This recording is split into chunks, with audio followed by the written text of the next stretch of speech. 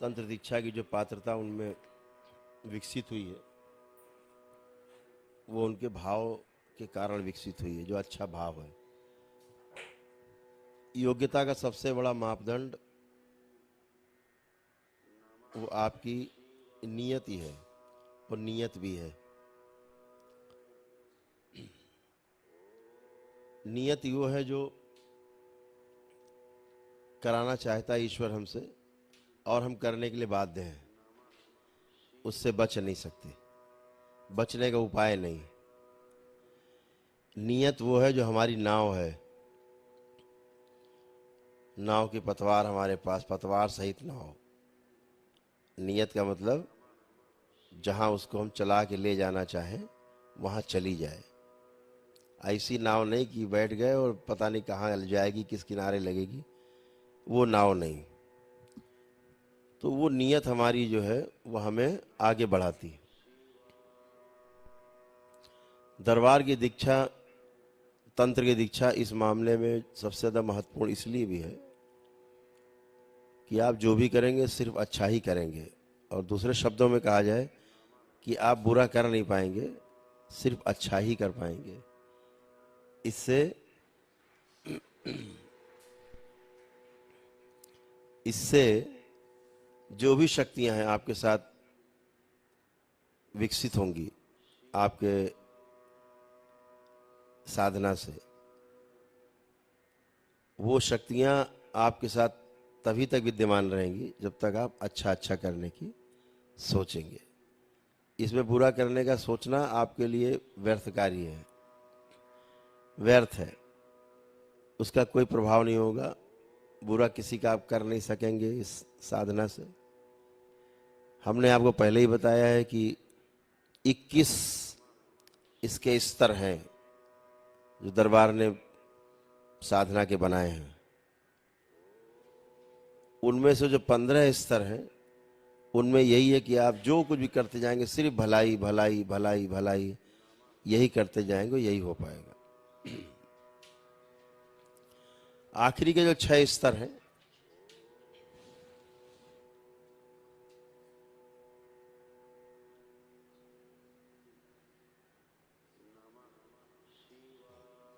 एकदम से ऐसे एक कट जाएगा,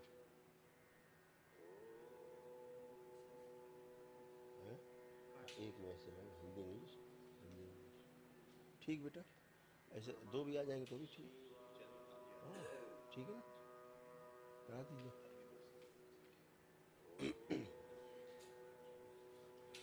हाँ ट्रांसलेट करते हैं। तो आप सिर्फ अच्छा ही कर पाएंगे। जो 21 लेवल हैं, एक एक लेवल आपको पार करना है, और धीरे धीरे अपनी साधना से आप अपने तेज से एक एक लेवल आप पार करते जाएंगे। दरबार आपको हर बार आगे बढ़ाएगा।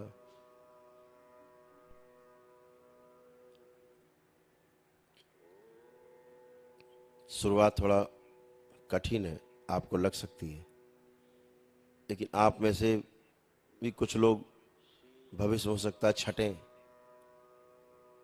कुछ लोग ऐसा होंगे जो बहुत तेज चलेंगे। विद्यार्थी हर तरह के होते हैं क्लास में, कोई बहुत तेज चलता है, कोई सबसे पीछे रहता है, कोई पीछे छूट जाता है, कोई सबसे आगे चला जाता है।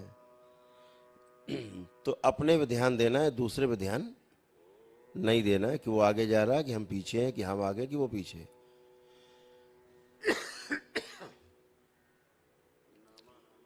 तो जो 6 लेवल हैं, 15 लेवल जब आप क्रॉस कर लेंगे तो वो जो 6 लेवल हैं वो इस तरह के हैं आखिरी के 15 के बाद, कि आपके द्वारा बोला गया एक शब्द किसी के प्राण भी ले सकता है, और इसका भोग कितना बड़ा तय होगा ये भी आप जानते हो। वो शायद सीधे सीधे हत्या है, लेकिन तब तक आपके अंदर इतनी निपुणता आ जाएगी कि आपके पास एटम बम तो होगा, लेकिन सामने कट्टा वाला आदमी आपको धमका रहा होगा, मार देंगे जान से। आपके पास 4-6 AK-47 भी होंगी मंत्र की, आप जब चाहो तो तड़ तड़ तड़ मार के 100-200 मार दो, लेकिन एक कट्टा लिए, छुरी लिए आदमी धमका रहा होगा आपको, जैसे यहाँ आते हैं वो खा जाएंगे, मार डालेंगे, ढेर हो जाते हैं, तो ऐसे धमका रहा होगा आपको, आपको हंसी आएगी उसके ऊपर, आपको लगे अरे जा भाई अपना काम करो जाके यार, चलो बढ़ो आगे, है ना। जैसे एक सिपाही देश का, उसके पास AK-47 होती है, लोग धरना प्रदर्शन में गालियां बकते रहते हैं उनको, फिर भी वो गोली नहीं चलाते, हाथ जोड़ते रहते हैं, पीछे हट जाते हैं, ईंटा गुम्मा पत्थर खा लेते हैं लेकिन पीछे हट जाते हैं, गोली नहीं चलाते। यही आतंकवादी के पास गन होती है, कोई अबे करे तो सीधे मुंह में गोली ठोक देते हैं 15 पट से, तो उनको पता नहीं क्या करना है। लेकिन एक जो अनुशासित सिपाही, जैसे कि आप, धीरे धीरे धीरे निपुण और पारंगत हो जाएंगे आप विद्या में, आपको दिख जाएगा कि हमें कहाँ किसका प्रयोग करना है। तो जो 6 लेवल आखिरी के हैं वो तभी आप छू पाएंगे, 16वां लेवल, जब 15 में आपकी निपुणता हो जाएगी और आप में धैर्य, आप में संयम और आप में जो कहा जाए सेवा की जो भावना है ना, दूसरों के प्रति आपके अंदर करुणा है, जब वो एक विशाल रूप में प्रकट हो जाएगी, उसके बाद आपका 16वां दरवाजा खुलेगा, जब 15 में आपकी पूरी निपुणता हो जाएगी कि एक आदमी आपको गाली बक रहा है, तलवार आपके हाथ में है, फिर भी आप हंस रहे हैं कि जा भैया तू जाओ, गाली बक के बड़ा हो गया, अब चले जाओ, जाओ जिधर जाना जाओ, तुमको पीटने वाला दूसरा बैठा है वहाँ बको, गाली पीटे जाओगे भी तो ठीक हो जाओगे, तो हम तलवार अपनी क्यों खर्चा करेंगे तुम्हारे ऊपर। तो ऐसा धैर्य और ऐसा संयम जब आ जाएगा तो फिर हो सकता है। जो दरबार प्राण दान देने का अधिकारी होता है वही प्राण लेने का अधिकारी है, इसके अलावा और कोई सूत्र नहीं। जो जान दे सकता है सिर्फ वही जान ले सकता है, बाकी ये अधिकार किसी को नहीं कि कोई किसी की जान ले ले। इसीलिए शिव सबको जीवन देते हैं तो छीन भी लेते हैं, ये अधिकार उनके पास है, यही व्यवस्था है। तो आप तमाम देखते होगे कि तमाम भूत प्रेत पितृ आसुरी शक्तियाँ, तमाम तंत्र से लेकर के एक से एक गदाधारी आते हैं, संहार इसीलिए होते हैं उनकी, इसीलिए मारे जाते हैं क्योंकि जीवन देने और लेने दोनों की व्यवस्था, जन्म मरण का कार्य शिव के पास है, इसीलिए ऐसा हो पाता है। तो आप शिव के भक्त हैं, माँ की करुणा आपके साथ है, उनकी आशीर्वाद उनके साथ आपके साथ है शक्ति के रूप में, तो कोई आपको छू नहीं सकता। और आज से अभी आपको एक विशेष सुरक्षा भी मिलेगी, जो आपके साधना में कोई बाधा जिससे नहीं आएगी। तो सभी लोग जो साधक हैं आंखें बंद करें, जो दीक्षा ले रहे हैं अंदर बैठे हैं आंखें बंद करें, तंत्र की दीक्षा के जो साधक हैं आंखें बंद। ओम। इन सभी लोगों के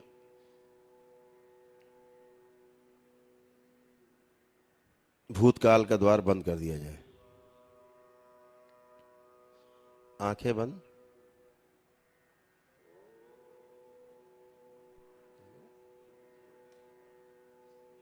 हाँ करो ना, खोल दी जाए, अनुभूति करने की शक्ति सबके ऊपर खोल दी जाए, सब लोग देख सके। ओम। सर्वप्रथम जितने भी तंत्र के साधक हैं इन सबके भूतकाल में पीछे देखने का द्वार बंद कर दिया जाए, और अब आपके जो तंत्र के साधक हैं इनके भूतकाल के दरवाजे की जो सुरक्षा है स्वयं मां महाकाली करेंगी, ताकि आप उधर प्रवेश ना कर सकें। भूत नहीं, भविष्य भी नहीं, सिर्फ वर्तमान, नित्य वर्तमान। ओम। भूतकाल का द्वार पूरी तरह बंद किया जाए। बैलेंस। और जब भी ये साधना करेंगे, दरबार ध्यान से सुने, जब भी ये साधक साधना के समय या मंत्र जाप के समय बैठेंगे, उस समय से लेके और साधना करके उठने तक के लिए इनके भविष्य का द्वार और दर्पण दोनों बंद रहेगा। ओम शिव। इस भविष्य के द्वार पर भी मां महाकाली विराजमान रहेगी। इस साधना के समय में ना तो आप भूतकाल में जा सकेंगे, ना भविष्य में आप उड़ान भर सकेंगे। सिर्फ और सिर्फ और सिर्फ वर्तमान में रहेंगे, ताकि आपकी साधना की जो ज्वाला है वो इतनी विशाल हो, इतनी विशाल हो कि कोई दुस्साहस न कर सके आपके आसपास फटकने का। ओम। ये शक्ति खोल दी जाए सदा सदा के लिए साधकों के लिए। शिव। बैलेंस।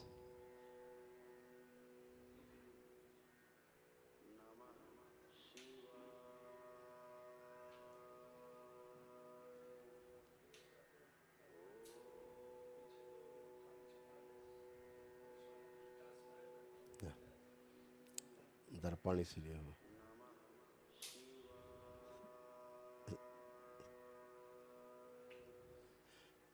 अब आप लोग आंखें बंद करके जैसे बैठे हैं, अपना जो आपका मंत्र दीक्षा में जो आपको मंत्र मिला था, जिसको आपने दशांश सिद्ध किया है, उसका मन ही मन जरा जप करें और ये देखें 5 मिनट का समय है।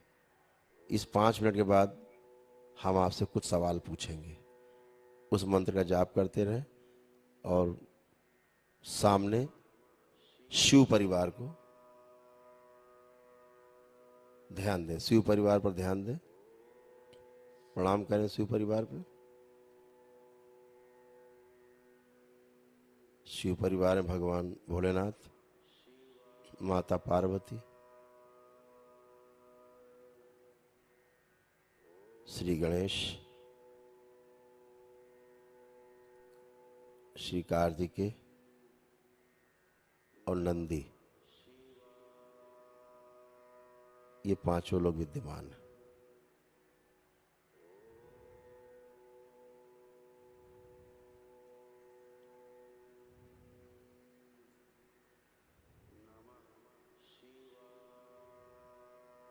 इन्हीं पे ध्यान रखें और अपना मंत्र जाप करते जाएं।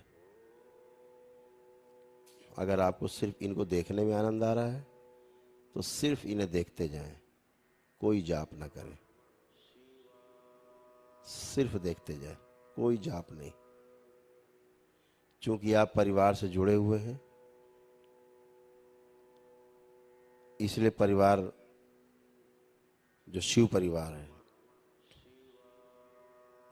वही आपका प्रतीक है।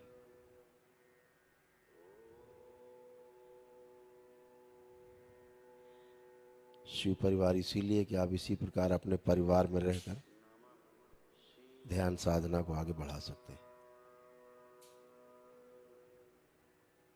ये प्रतीक है।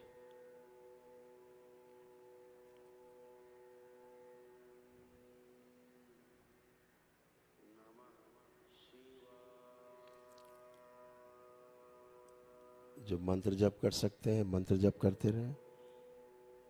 जिनको आनंद आ रहा है केवल देखने में शिव परिवार, देखते रहें।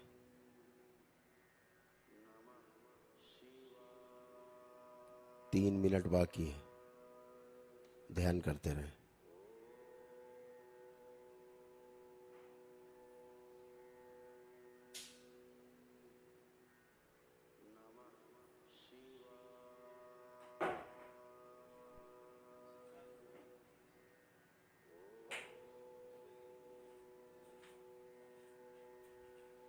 जिनमें भी काली माँ आ रही है आगे, वो काली माँ नष्ट कर दी जाए, सभी की अनुभूति खोल दी जाए, सभी की अनुभूति खोल दी जाए।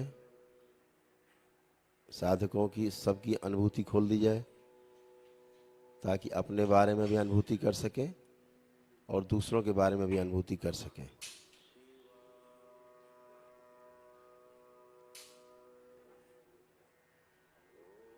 हाँ, अब मिलेगा ना सुरक्षा चक्र। साधना करें। ओम।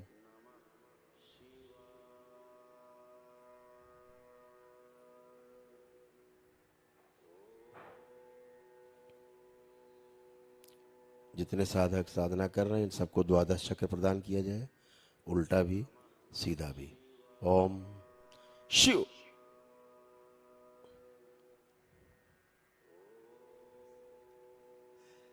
दोहरा चक्र प्रदान किया जाए, कोई चांस नहीं बचने का है।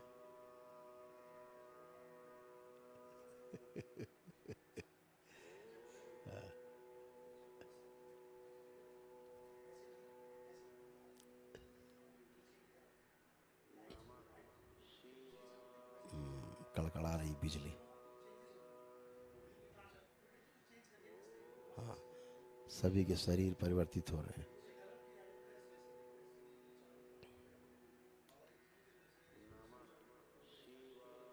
हाँ, बहुत तेज घूम रहे हैं चक्र।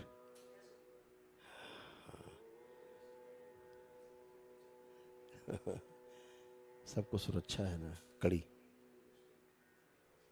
ये सुरक्षा यथावत रखी जाएगी, काली मां हटाती जाएगी। इन सभी का आज्ञा चक्र सक्रिय किया जाए। आज्ञा चक्र सक्रिय रखें। बैलेंस।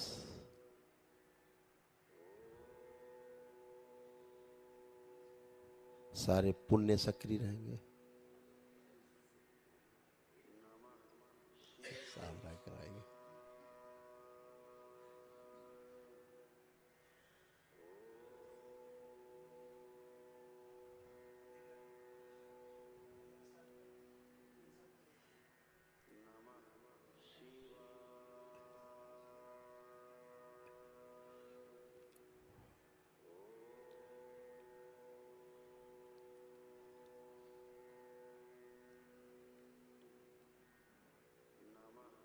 ओम। काली मां पूरी तरह हटाई जाए।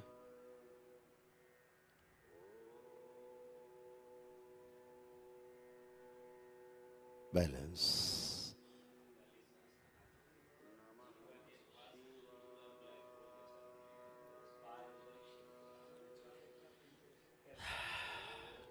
मां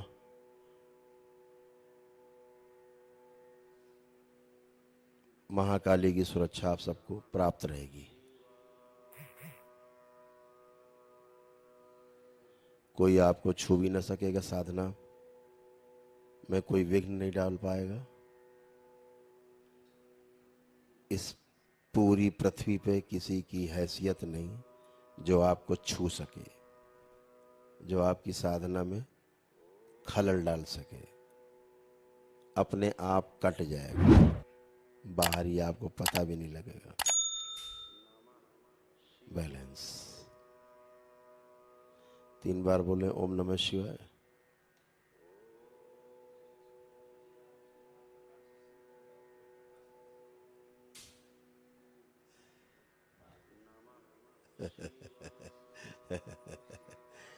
बैलेंस।